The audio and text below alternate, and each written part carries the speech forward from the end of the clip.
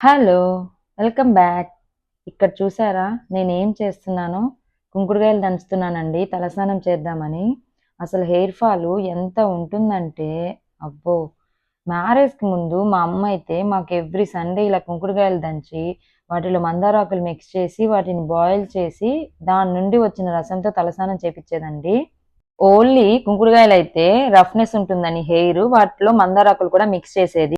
అప్పుడు నా హెయిర్ అయితే మూరెడు పైనే ఉండేది. బట్ మ్యారేజ్ తర్వాత మనకంతా ఓపిక లేక షాంపూస్ వాడి హెయిర్ అంతా పోయిందండి. ఇక ఇలానే పోతే చూడ్డానికి అస్సలు బాగోదని మళ్ళా కుంకుడుకాయకే షిఫ్ట్ అయ్యాను.